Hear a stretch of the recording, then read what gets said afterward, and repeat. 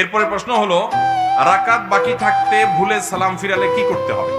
এটা হতে পারে, প্রায় আমাদের হয় যে ধরুন আমার এখনো 2 রাকাত নামাজ বাকি আছে, আমি দ্বিতীয় রাকাতে চতুর্থ রাকাত মনে করে সালাম ফিরাই ফেললাম, অথবা ইমাম সাহেবের সাথে বসে আছি, আমার 1 রাকাত পরে এসে যোগ দিছি আমি ইমাম সাহেবের সাথে, তাহলে 1 রাকাত পড়তে হবে আমার, অথচ ইমাম সাহেব সালাম ফিরেছে, আমিও কি করেছি? সালাম ফিরে ফেলেছি। এরকম হতে পারে কি পারে না? যদি এরকম হয় তাহলে সেক্ষেত্রে আমার ওই রাকাতটা আবার পড়তে তো হবেই, যেহেতু বাকি আছে। সালাম ফিরে ফেলছি দেখে শেষ না, আবার সালাম ফিরে ফেলছি দেখে আবার শুরু থেকে পড়া লাগবে এমনও না। আমি সালাম ফেরানোর পর মনে হলো আরে আমার তো 1 রাকাত বাকি ছিল, তাহলে আমি দাঁড়াই ওই রাকাতটা আবার আদায় করব এবং শেষে সিজদা সাহু দিব। আপনি দ্বিতীয় রাকাতে বসে চতুর্থ রাকাত মনে করে সালাম ফিরেছেন, এরপরে মনে হলো আরে এটা তো দ্বিতীয় রাকাত, তাহলে আরো 2 রাকাত করবেন।